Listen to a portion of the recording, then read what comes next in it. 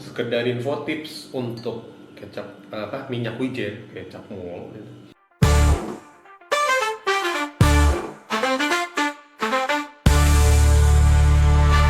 Let's just enjoy the show, cause it's random real time. Hai guys, kali ini kita masuk di Random Reel. Kali ini mau ngebahas tentang masak-masak. Ini adalah bumbu-bumbu yang paling sering gua gunakan. Dan ini adalah bumbu-bumbu yang juga paling basic deh. Mungkin ada turunannya lebih banyak lagi, tapi gua memperkenalkan yang paling basic dulu ya. Yang paling pertama adalah lada dan garam. Sebelum lebih jauh, sekedar informasi, di setiap daerah di Indonesia ini kaya banget sama merek-merek di masing-masing tempat, dan masing-masing merek punya cita rasa yang berbeda. Termasuk bumbu rempahnya ada juga yang berbeda di tempat-tempat yang tertentu. Nah, kembali ke lada dan garam. Kita akan ke lada dulu. Ini lada bukan di tempat biasa ya. Memang belinya udah langsung begini. Ini lada, kalau teman-teman lihat cari di supermarket akan menemukan lada pada umumnya yang hanya menimbulkan rasa pedas sedikit di lidah. Tapi di Indonesia ini kaya banget sama penghasil lada, guys. Sehingga masing-masing daerah penghasil lada itu akan memberikan cita rasa dan aroma yang berbeda untuk lada tertentu. Nah, ini gua menggunakan lada Bangka. Aromanya lebih wangi dan pedasnya lebih mild, lebih ringan daripada lada pada umumnya. Nah, kalian saya encourage untuk coba explore deh lada-lada dari daerah lain. Ada nggak kalian yang punya ketertarikan sama lada dari daerah tertentu? Berikutnya garam. Gue tidak menggunakan garam yang umumnya juga, karena garam pada umumnya itu sudah proses kimiawi sehingga sudah nggak asli lagi. Nah, garam yang selalu gue gunakan ini adalah garam kusamba ya. Garam kusamba itu benar-benar 100% asli dari laut, dan dia teksturnya itu kayak gini nih tuh, teksturnya itu kasar seperti itu ya. Berikutnya kita beralih dulu ke bahan-bahan yang real ya. Ini di depan gua ada dua akar-akaran yang umum banget digunakan dan kontroversi banget karena nggak banyak yang tahu perbedaannya. Yang mana yang lengkuas, yang mana yang jahe? Ayo lu. Selain bisa dibedakan dengan baunya, bedanya jelas, bau jahe jelas jauh berbeda ya. Juga bisa dilihat dari ukurannya yang pertama ya. Jahe jelas tidak terlalu besar, walaupun ada jahe gajah yang ukurannya lebih gede. Ukuran jahe yang lebih besar itu akan punya tingkat kepedasan jahe yang lebih rendah daripada tingkat kepedasan jahe yang lebih kecil. Oke, nah kalau udah pakainya jahe yang gajah, baru deh susah dibedain sama lengkuas. Sekarang gimana bedanya? Lihat kulitnya, kalau lengkuas itu cenderung glossy. Kulitnya cenderung glossy. Sementara kalau jahe, kulitnya cenderung doff. Itu aja bedanya. Kayak selain dari baunya berbeda. Penggunaannya, jahe biasanya adalah salah satu bahan dasar dari masakan Chinese food. Chinese food akan selalu punya bahan dasar jahe, daun bawang, bawang putih. Itu adalah bahan dasarnya. Tiga bahan dasar utama dari Chinese food. Nah, jahe itu kegunaannya paling banyak untuk mengharumkan aroma. Juga dia berguna untuk menghangatkan aftertaste. Kalau lengkuas, gunanya itu lebih banyak untuk menggurihkan. Dan biasanya digunakan di kuah, tapi juga kalau diparut cocok untuk jadi ayam goreng. Ayam goreng lengkuas tentu udah pada tahu ya. Terus ini nih, nah ini yang terakhir nih. Ini bentuknya cantik banget. Bentuknya bintang. Ini bukan Patrick ya guys. Ini bahasa Inggrisnya star anise. Staraneous. Bahasa Indonesianya namanya pekak ya. Atau ada juga yang nyebut namanya bunga lawang. Ada juga yang nyebutnya bunga lawang. Ini juga sebenarnya salah satu bahan dasar yang banyak digunakan di masakan Chinese food. Terutama kegunaannya adalah untuk menghilangkan bau amis dari daging. Jadi kalau masakan teman-teman punya daging yang wanginya khas, direbus pakai ini dulu, itu akan mengurangi banget rasa bau amis dari dagingnya. Kalau ditambah lagi dengan sebatang cengkeh, would be nice. Oh, ini ada satu lagi. Apakah ini? Biasanya orang-orang menyebutnya yang kerennya itu brown sugar. Padahal beda antara brown sugar dan palm sugar. Nah, ini adalah gula palm sugar, gula aren. Ya. Gula aren kegunaannya apa? Selain dia sebagai pemanis yang lebih sehat daripada gula yang batu, gula biasa gula pasir, dia juga berguna untuk mempercepat caramelizing. Ya. Nah, rasa manisnya itu khas, lebih wangi daripada gula biasa. Nah, rasa aromanya lebih kuat. Kalau gula biasa, gula pasir tidak akan menimbulkan aroma apa-apa. Ini ada teknologi masa kini yang luar biasa kita syukuri. Bisa membuat jadi bubuk bahan-bahan yang gampang banget musnah kalau dibiarinin dalam bentuk normalnya. Di sini gue punya ada daun jeruk, paprika, bawang putih, jahe, dan ketumbar. Semua dalam bentuk bubuk. Nah, bubuk-bubuk ini bagus untuk seasoning atau marinating. Seasoning itu untuk menambah rasa, dibubukin. Kemudian marinating itu untuk rendaman. Jangan gunakan bubuk-bubuk ini untuk yang sifatnya dominan di rasa kuah. Masakan Indonesia banyak yang dominan rasa kuahnya itu rempahnya luar biasa, seperti soto misalnya, atau sop-sop tertentu.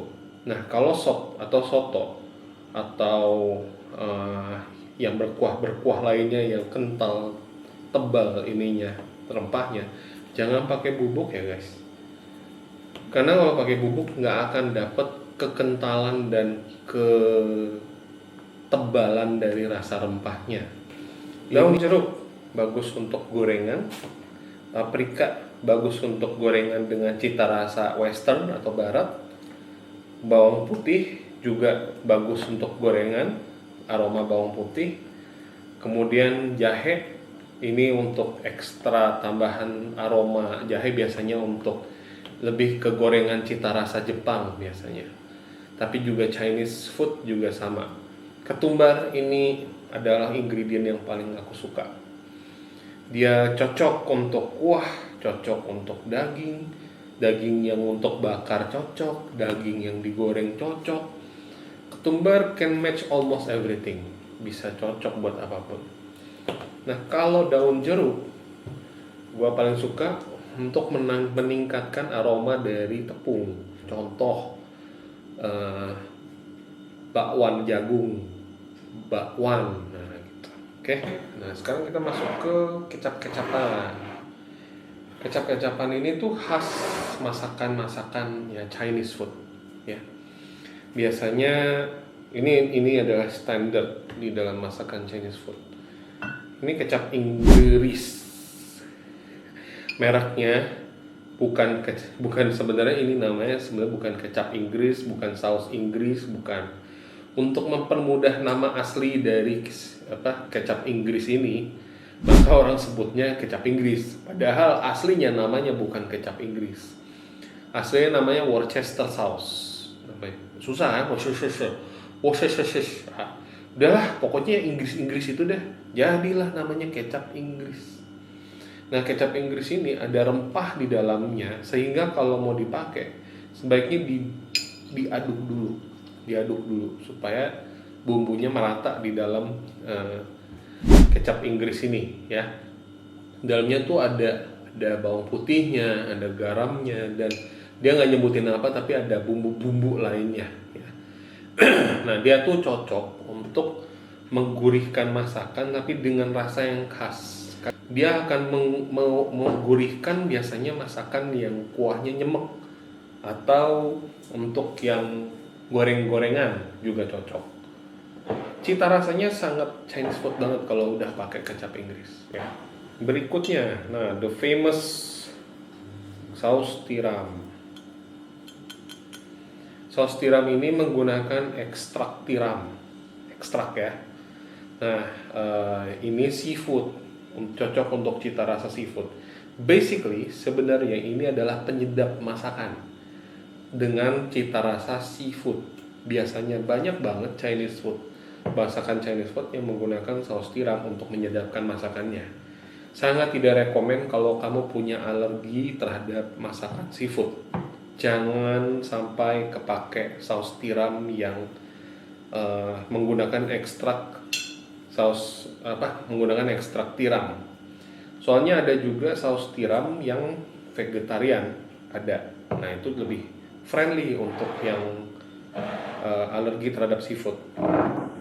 Berikutnya, kecap asin. Dalam Chinese food tuh biasanya juga menggunakan kecap angsa.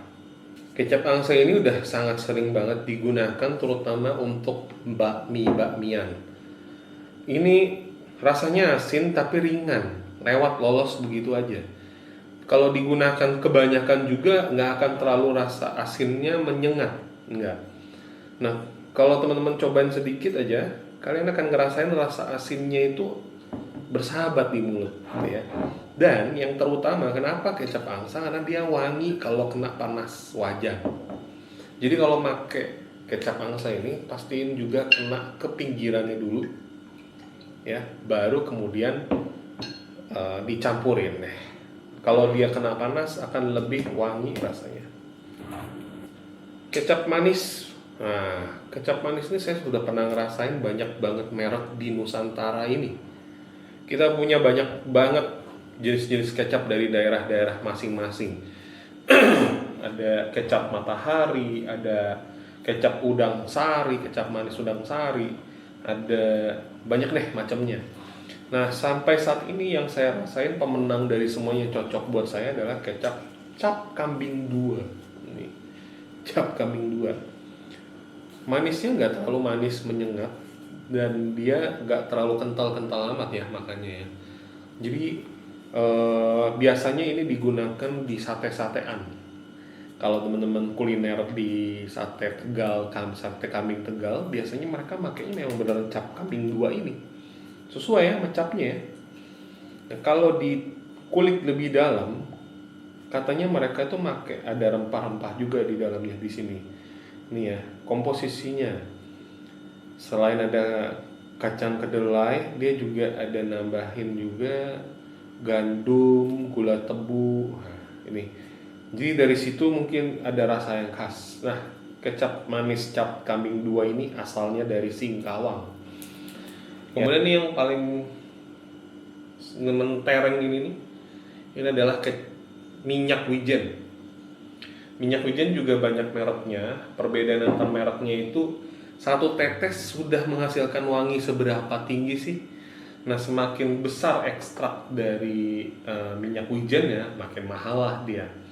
Ini saya menggunakan kecap minyak wijen Limang Huat. Cap bohlam lampu, gambarnya bohlam lampu. Sekedar info tips untuk kecap minyak wijen, kecap mol.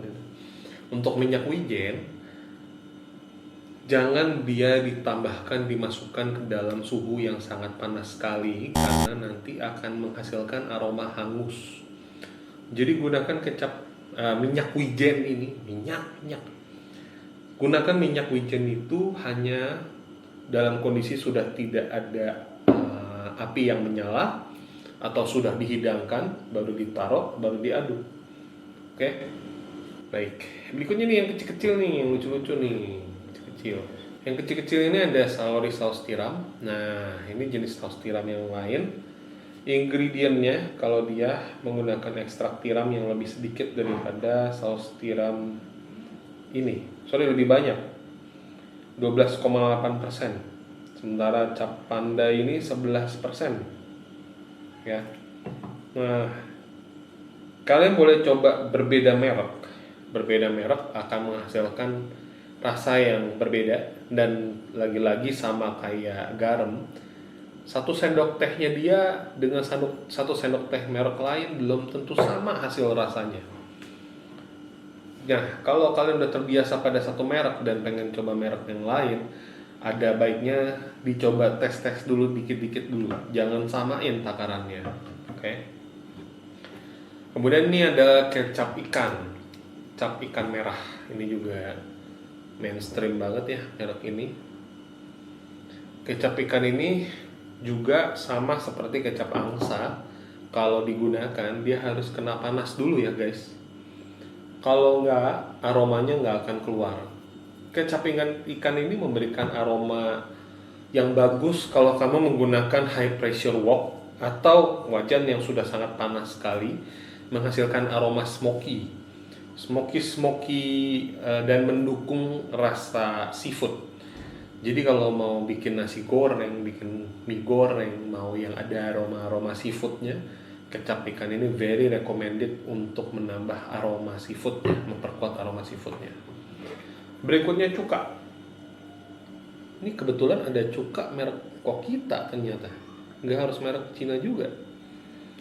Ya, nah cuka itu kegunaannya memang walaupun dia rasanya kecut ya, tapi kalau kena panas justru dia akan menimbulkan rasa yang agak manis gurih.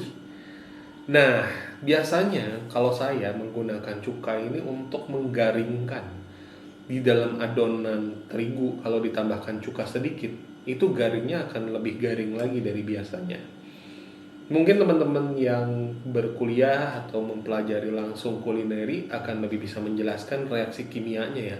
Kenapa cuka bisa mempergaring kulit, gorengan, semua ya. Itu kayak ingredient wajib di dalam goreng-gorengan.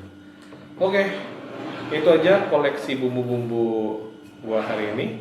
Semoga bermanfaat buat kalian. Ketemu lagi di topik berikutnya. Entah apa topik berikutnya. Ngomong-ngomong nih, dari tadi di sebelah saya ada terong-terongan ya. Sekedar tambahan informasi, terong-terongan ini justru kalau yang pas dipegang dia meleot-meleot, itu yang bagus, yang udah mateng ya. Sekian, see you.